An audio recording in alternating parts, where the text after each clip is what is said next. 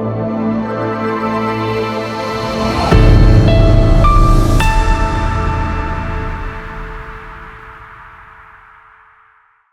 The lord. ప్రభునందు ప్రియులారా, బాగున్నారా? దేవుని యొక్క పరిశుద్ధ నామం బట్టి మరొకసారి మీ అందరికీ ప్రేమపూర్వకంగా ఆహ్వానం తెలుపుతున్నాం. ఈ మా కృపావార్త ఛానల్ ద్వారా మరొకసారి మిమ్మల్ని కలుసుకోవడం నిజంగా ప్రభు ఇచ్చిన మహాకృపే.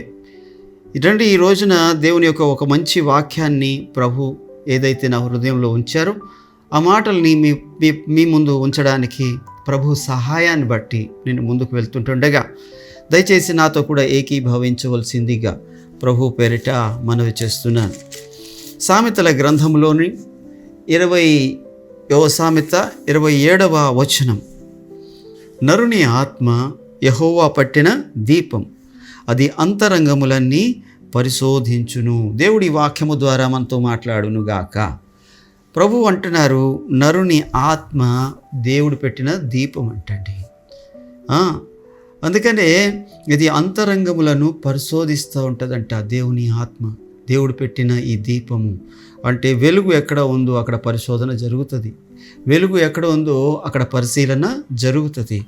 దేవుడు పెట్టిన ఆత్మ కనుక నరుని ఆత్మ అది ఖచ్చితంగా మంచి చెడ్డలను వివేచనను ఇస్తుంది.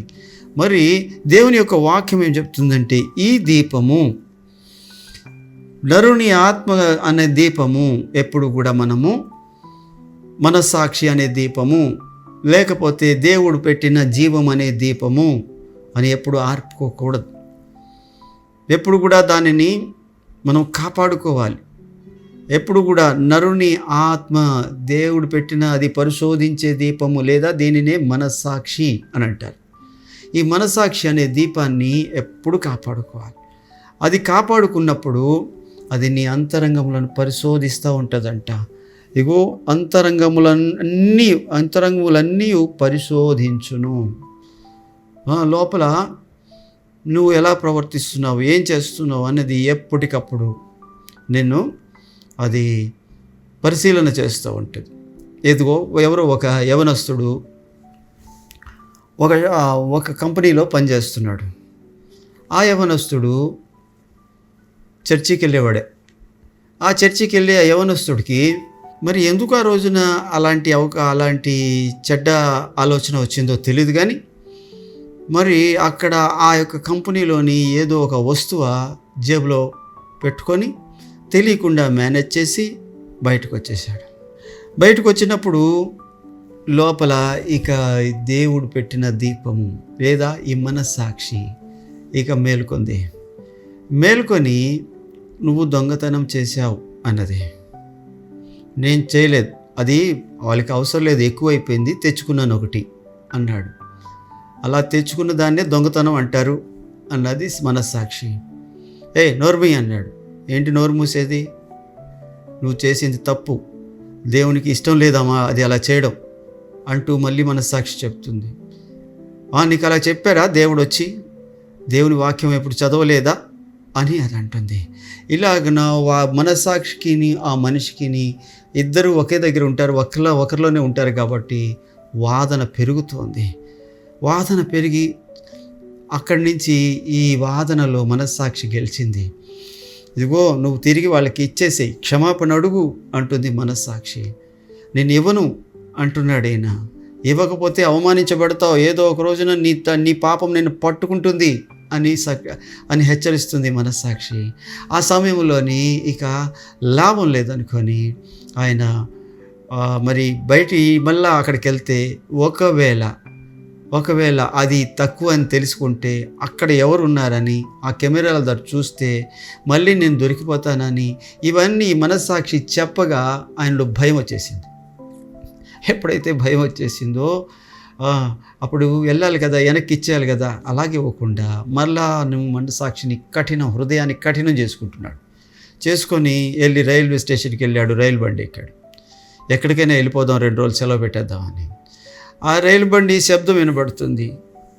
ఆ రైలు బండి శబ్దం ఎలాగుందంటే, ఇదిగో నువ్వు దొంగతనం చేసావు, ఇదిగో నువ్వు దొంగతనం చేసావు, ఇదిగో నువ్వు దొంగతనం చేసావు, ఇదిగో నువ్వు దొంగతనం చేసావు, ఎవరో అమ్ముకోవడానికి వచ్చావు, వాళ్ళ శబ్దం కూడా దొంగతనం చేసావు. ఎక్కడ ఎవరు మాట్లాడుకుంటున్నా ఈయన మైండ్ ఎలాగుందనంటే ఆ మనస్సాక్షి గద్దిస్తూనే ఉంది. ఇది యెహోవా పెట్టిన దీపము, అంతరంగాన్ని పరిశోధిస్తుంది. ఎక్కడైనా చిన్న తప్పు ఉన్నా సరే ఊరుకోదు. చూడండి, హెబ్రీయులకు రాసిన పత్రిక 4వ అధ్యాయము 12వ వచనములో ప్రభు రాయించిన మాట మీకోసం మరి చదివి పెడుతున్నా. ఎందుకనగా దేవుని వాక్యం సజీవమై బలము గలదై రెండంచులు గల ఎటువంటి ఖడ్గము కంటే వాడిగా ఉండి ప్రాణాత్మలను కీళ్లను మూలుగను విభజించునంత మట్టుకు దూరుచు హృదయము యొక్క తలంపులను ఆలోచనలను శోధించుచున్నది. తర్వాత మాటే కరెక్ట్ అయిన మాట ఏంటంటే, ఆయన దృష్టికి కనబడని సృష్టము ఏదీ లేదు. మనం ఎవనికి లెక్క అప్పగించవలసి ఉన్నదో ఆ దేవుని కన్నులకు సమస్తము మరుగులేక తేటగా ఉన్నది. ఉన్నదంటండి. చూసారా ఎంత చక్కగా ప్రభు మాట్లాడుతున్నారో. దేవుడు లోపల ఒక దీపాన్ని పెట్టాడు, లేకపోతే వాక్యాన్ని పెట్టాడు, లేకపోతే ఆయన ఆత్మను ఆయన ఆయనే వెలిగించాడు. ఆ వెలిగించిన ఆత్మ నిన్ను పాపంలో పడకుండా ఎప్పుడు నిన్ను హెచ్చరిస్తూనే ఉంటుంది. నువ్వు చిన్న తప్పు చేసినా, చిన్న తప్పు మాట్లాడినా ఆ రోజు నీకు నిద్ర రాదు. ఎవరినైనా పగలు దూషించినా, ఎవరినైనా ఒకరు తక్కువ చేసి మాట్లాడినా ఆ రాత్రి నీకు నిద్ర రాదు. ఎవరితోనైనా గొడవ పడినా ఆ రోజున నువ్వు ప్రార్థన చేయలేవు. ఎందుకనంటే ఇక్కడ యెహోవా పెట్టిన దీపం ఒకటి ఉంటుంది. ఆ దీపము నిన్ను ఎప్పుడు కూడా వెలుగులోనే నడిపించడానికి ప్రయత్నం చేస్తుంది, కానీ నువ్వు చీకట్లో వెళ్ళడానికి అది ఒప్పుకోదు. అది ఎవరు పెట్టిన దీపం అంటే దేవుడు పెట్టిన దీపం. ఈ రోజున ఆ దీపము నిన్ను మరి ఎలా నడిపిస్తుంది? అలా నడిపించిన ప్రకారంగా నువ్వు నడుస్తున్నావా? లేకపోతే నన్ను ఎప్పుడు కూడా హెచ్చరిస్తుంది అని ఆర్పేయడానికి ప్రయత్నం చేస్తున్నావా? అందుకనే తెసలోనికలకు పత్రికలోని ఆత్మను ఆర్పకుడి అని రాసింది. అది ఎప్పుడు కూడా ఆరిపోకూడదు, అది వెలుగుతూనే ఉండాలి. అలాగని నిర్గమకాండంలోని దీపము ఆర్పకుండా దైవ సేవకుడు లేక యాజకుడు అలాగ దాని మీద ఒత్తి నలుపుతూ చక్కగా నూనె పోస్తూ, ఆ ఒలివ నూనె పోస్తూ ఎప్పుడు వెలుగుతూనే ఉండాలంట అని నిర్గమకాండంలో ప్రభువు రాయించారు. ఈ రోజున నీ దీపాన్ని నువ్వు ఆరిపోకుండా కాపాడుకోవాలి. నీ వాక్యాన్ని తొలగిపోకుండా కాపాడుకోవాలి. నీ మనస్సాక్షిని చచ్చిపోకుండా కాపాడుకోవాలి. ఈ రోజున అలా కాపాడుకున్న మాట అయితే దేవుడు అంటాడు, నరుని ఆత్మ యెహోవా పెట్టిన దీపము. రెండో మాట ఏంటంటే కీర్తనల గ్రంథము 119వ కీర్తన 105వ చరణంలో నీ వాక్యము నా పాదములకు దీపము. దేవుని వాక్యం ఏంటంట? మన పాదములకు దీపము, మన త్రోవకు వెలుగై ఉన్నది. మన త్రోవకు వెలుగు అండి. ఎదుగో మరి నువ్వు బయలుదేరినప్పుడు, చీకటిలో బయలుదేరినప్పుడు నీ చేతిలోని ఏముండాలి? దీపం ఉండాలి. నీ బండికి ఏముండాలి? లైట్లు ఉండాలి. నువ్వు వెళ్తున్న మార్గము చీకటి అయితే ఖచ్చితంగా ఆ చీకటి మార్గంలో నిన్ను నడిపించడానికి మరి వెలుగు ఉండాల్సిందే. ఆ వెలుగు ఏంటంటే నీ వాక్యము నా పాదములకు దీపము. ఎందుకు అని అంటాడు ఈ మాట అంటే, ఈ లోకము చీకటిలో ఉంది. ప్రస్తుతం లోకమంతా పాపములో ఉంది. లోకమంతా సాతాను ఆధీనంలో ఉంది. మరి ఈ చీకటి లోకంలో, ఈ పాపపు లోకంలో, ఈ సాతాను ఆధీనంలో ఉన్న ఈ లోకంలో నువ్వు నడవాలంటే విశ్వాసి, నీకు వాక్యం కావాలి. వాక్యాన్ని అనుసరించి నడవాలి. అందుకని నీ వాక్యము నా పాదములకు దీపము, నా త్రోవకు వెలుగు. ఒక ఆయనకి కళ్ళు కనబడవు అని చెప్పేసి ఆయనకి ఏం చేశారంటే, మరి వెళ్తూ ఉన్నప్పుడు ఒక లాంతర్ లైట్ చేతికి ఇచ్చారంట. లాంతర్ లైట్ కళ్ళు కనబడకపోయినా సరే వారికి అంచనా మీద నడిచేస్తారు. ఎక్కడ నడవాలో, ఎలా నడవాలో వాళ్ళకి ముందే తెలుసు, బాగా తెలుసు. కానీ చీకటి, రాత్రి, పగలు ఇవన్నీ వాళ్ళకి తేడాలు ఉండవు. అయితే వాళ్ళకి తేడా లేకపోయినప్పటికీ కూడా వచ్చే వాళ్ళకి ఈయన వస్తున్నాడని తెలియడానికి ఆయన చేతిలోని ఒక దీపాన్ని పెట్టి ఆ ఇంటి వారు పంపించారు. ఆయన వెళ్తున్నాడు. వెళ్తున్నాడు. అయితే ఇంకొకడు వచ్చి మరి ఆయన్ని గుద్దేశాడంట. ఇప్పుడు ఆయన పడిపోయి లేచి నిలబడ్డాడు. ఏమయ్యా, నీకు కళ్ళు కనిపించట్లేదా? ఇగో నా చేతిలో దీపం ఉంది కదా, మరి దీపం కూడా కనిపించట్లేదా అని గద్దించాడంట. భలేగుందిలే వ్యవహారం, నీ చేతిలో దీపం అయితే ఉంది కానీ అది వెలుగుతుందా, అది ఆరిపోయిందని అన్నాడంట. అంటే దీపము, ఆరిపోయిన దీపం పట్టుకొని చీకటిలోని నడవాలి అని అంటే అది సాధ్యమయ్యే పని కాదు. ఈ రోజున నీవు వాక్యపు వెలుగులో నడుస్తున్నావా? ఆరిపోయిన దీపాలు పట్టుకొని, ఆరిపోయిన వాక్యాన్ని పట్టుకొని, అనగా వాక్యం ఆరిపోదు, నువ్వు ఆరిపేసుకున్నావు. ఆ వాక్యము ఆరిపట్టుకొని మరి అలాగ నడుస్తున్నావా? ఈ రోజున నువ్వు పరిశీలన చేసుకో. ఎందుకంటే గుడ్డివాడికి అది వెలుగుతుందా వెలగలేదా అని తెలియదు. అలాగనే దేవుని యొక్క సన్నిధిలోని ఈ యుగ సంబంధమైన దేవత అవిశ్వాసులైన వారి మనోనేత్రాలకు గుడ్డితనము కలగజేస్తుంది. వారి చేతిలో వాక్యము లేదు, వారి మార్గంలో వాక్యము లేదు, వారి హృదయంలో వాక్యము లేదు, వారి ప్రవర్తనలో వాక్యము లేదు. ఈ రోజున దేవుడు అంటాడు, నీ వాక్యము నా పాదములకు దీపము, నా త్రోవకు వెలుగై ఉంది. అలాగనే ఇంకొక మాట ఏంటంటే మత్తయి సువార్త 5:15 దీపం వెలిగించి కొంచెము క్రిందనైనను మంచము క్రిందనైనను పెట్టరు. అదిగో ఇంటిలోని వారికి వచ్చేవారికి వెలుగిచ్చుటకు అది దీపస్తంభం మీద పెడతారంట. ఈ రోజున నీ దీపం ఎక్కడుంది? కొంచెం కింద ఉందా లేక మంచం కింద ఉందా? మంచము క్రింద అంటే సుఖము, సౌఖ్యము, తిండిబోతుతనము, తాగుబోతుతనము, లేక వ్యసనాలు, ఇవన్నీ వీటిని బట్టి మరి వాక్యము లేని జీవితము. అలాగనే కొంచెము అంటే ధనాపేక్ష, లేదా వ్యాపారము, లేదా డబ్బు సంపాదన కోసం పరుగులాట, వీటిలోని నీ వాక్యం ఎక్కడుంది? ఇక్కడ ఈ మంచం మీద ఉండకూడదు, అలాంటి తప్పుడు స్థితిలో నువ్వు ఉండకూడదు. నిన్ను చూసినప్పుడు నువ్వు లోకమునకు వెలుగై ఉన్నావన్న మాట నీకు గుర్తు రావాలి. నువ్వే ఒక దీపానివి. దేవుని యొక్క వాక్యం ఖచ్చితంగా చెప్తుంది. ఏమని అంటే ఆ మత్తయి సువార్త 5:14 నుండి ఏమంటుందంటే, మీరు లోకమునకు వెలుగై ఉన్నారు, కొండ మీద ఉండు పట్టణము మరుగై ఉండనేరదు. మనుషులు దీపం వెలిగించి కొంచెము కింద పెట్టరు కానీ అది ఇంట నుండి వారికందరికీ వెలుగిచ్చుటకై దీపస్తంభం మీదనే పెట్టుదురు. మనుషులు మీ సత్క్రియలను చూచి పరలోకమందున్న మీ తండ్రిని మహిమపరచునట్లు వారి ఎదుట మీ వెలుగు ప్రకాశింపనీయండి. ప్రభునామానికి మహిమ కలుగును గాక. దేవుని యొక్క వాక్యం ఎంత తేటగా చెప్తుందంటే, మీ యొక్క దీపము అందరికీ వెలుగిచ్చేలాగున ఉన్నతమైన ఎత్తైన స్థానంలో ఉండాలి. అందరికంటే ఎత్తైన ఉన్నతమైన స్థానంలో ఉండాలి. నీ దీపం ఎక్కడుంది? దేని కింద దాచిపెట్టేశావు నీ దీపాన్ని? కొంచెం కింద దాచిపెట్టావా? మంచం కింద దాచిపెట్టావా? నువ్వు వ్యసనాలతో ఉన్నావా? చెడ్డ మార్గంలో నడుస్తున్నావా? నీ దేవునికి అవమానకరంగా ఉన్నావా? నీ దీపాన్ని ఆర్పేసుకున్నావా? ఈ రోజున నువ్వు పరిశీలన చేసుకోవాలి. ఒక చర్చికి వెళ్ళే విశ్వాసి మందిరానికి మొదట ఏదో కారణాల చేత 1-2 సార్లు రావడం మానేశాడు. తర్వాత 4-5 సార్లు రావడం మానేశారు. తర్వాత సంవత్సరంలోని ఏదో ఒక 4-5 సార్లు రావడం, మిగతా సందర్భాలు మానేయడం మానేశాడు. అలాగలాగలాగా ఆయనలో ఉన్న వెలుగు నశించిపోయింది. చీకటి అయిపోవడం అంటే తెలుసుగా, పాపంలో పడిపోయాడు, చెడుతనంలో పడిపోయాడు, మనుషులకు అసహ్యమైన జీవితంలోనికి వెళ్ళిపోయాడు. ఒకానొక దినమున ఎలాంటి స్థితిలోకి వెళ్ళిపోయాడు అంటే,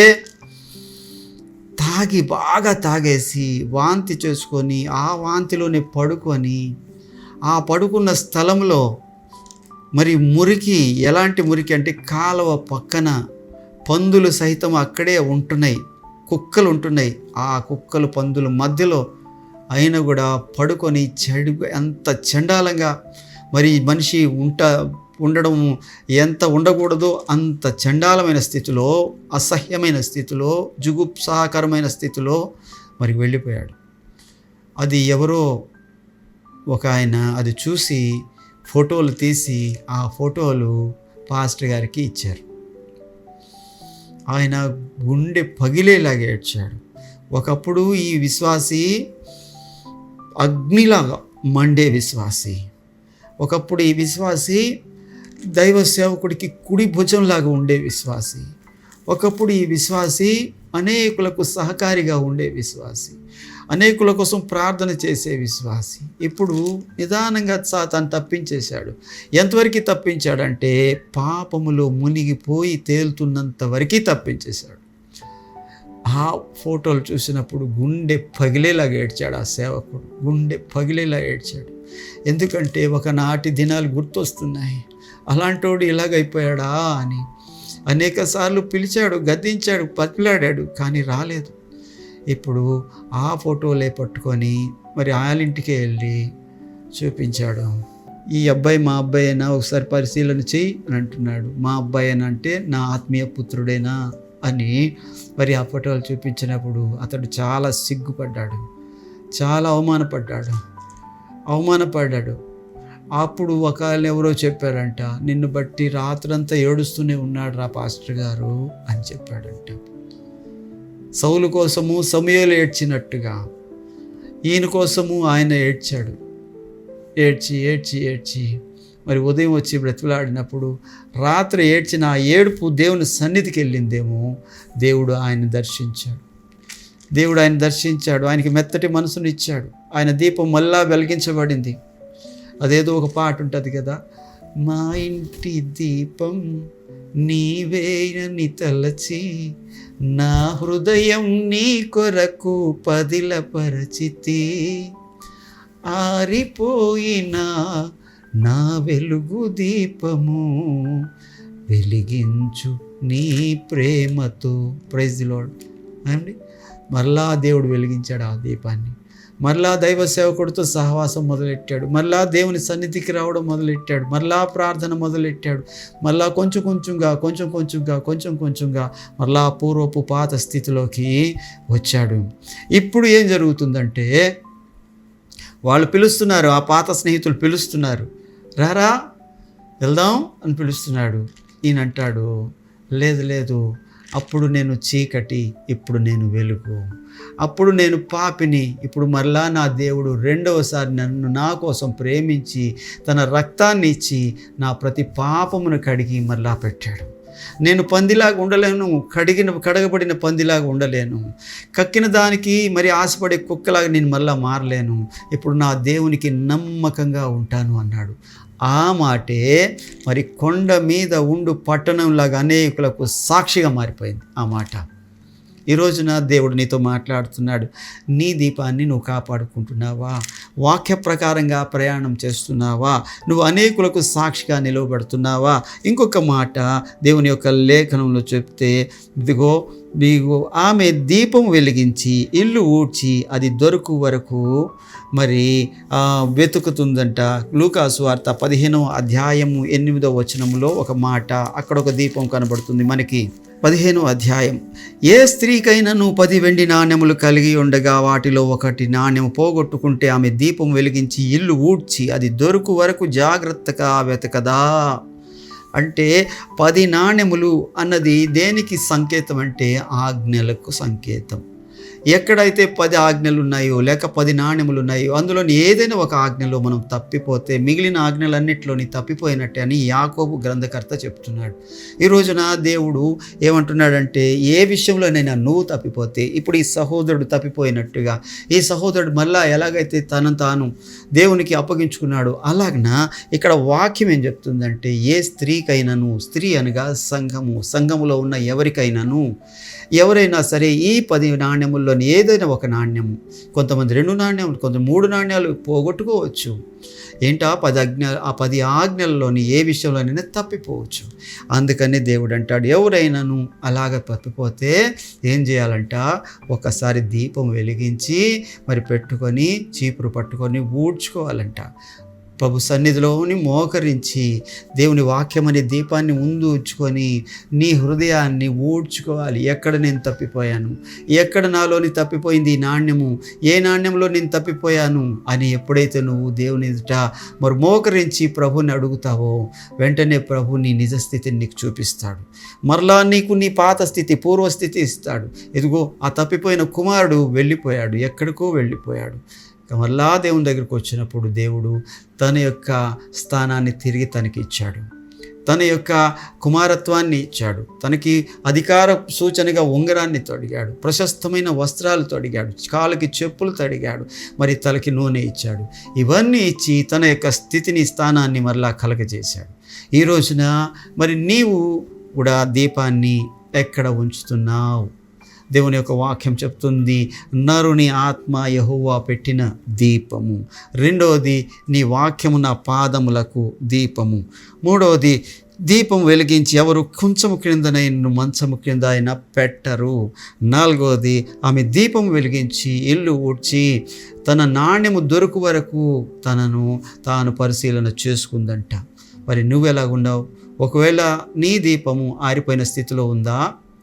ఆరిపోతే, దీపం ఆరిపోతే పరలోకంలో ప్రవేశం లేదు. అగో బుద్ధి కలిగిన కన్యలకు, బుద్ధి లేని కన్యకలని మరి ఐదుగురుగా దేవుడు విభజించాడు. అందరూ కన్యకలే, అనగా అందరూ సంఘస్థులే, అందరూ పరిశుద్ధులే. మరి ఆ కన్యకల్లోని కొంతమంది తమ దీపాలు ఆరిపేసుకున్నారు. నూనె తీసుకోలేదు, ఆత్మ లేదు, ప్రార్థన లేదు, దేవునితో సహవాసం లేదు, ఆరాధన లేదు. మరి కాబట్టి వారి యొక్క దీపాలు ఆరిపోయినాయి. మరి నీలోని ఏమి లేదో ఒకసారి నువ్వు పరిశీలన చేసుకో. దేవుడు వాక్యము మన వినికిడిలో దీవించునుగాక. Praise the Lord. వందనాలు. చిన్న ప్రార్థన చేసుకుందామండి. పరిశుద్ధుడా, ప్రేమ నమ్మకం కలిగిన దేవానికి స్తోత్రాలు. ఈ సమయంలో ప్రభువా, మా దీపాన్ని వెలిగించేవాడు నీవే అయ్యా. ఇగో తండ్రి, దానిని కాపాడుకోవాల్సిన బాధ్యత మాకు అప్పగించావు ప్రభువా. ఇంగో నాయన, నరుని ఆత్మ యెహోవా పెట్టిన దీపం అని మీరు చెప్పారు ప్రభువా. మేము ఎట్టి పరిస్థితుల్లో నాయనా, హోరు గాలులు వచ్చినా, మరి తుఫానులు వచ్చినా అది ఆరిపోకుండా కాపాడుకోవడానికి సహాయం చేయండి. నీ నామానికి నైనా సాక్షులంగా ఉండడానికి, నీ రాకడలో వెలుగుతున్న దీపాలతో నిన్ను ఎదుర్కోవడానికి మాకు సహాయం చేసి కృప చూపించి మీరు మహిమ పొందమని యేసు నామములో అడుగుతున్నాను తండ్రి. ఆమేన్. ప్రైజ్ ది లార్డ్ అండి. అందరికీ వందనాలు. మరొకసారి జ్ఞాపకం చేస్తున్నాను, సబ్స్క్రైబ్ చేసుకోండి, లైక్ చేయండి, షేర్ చేయండి. మీ కామెంట్ నాకు తెలియజేయవలసిందిగా ప్రభు పేరిట మీకు తెలియజేస్తున్నాను. God bless you. వందనాలు.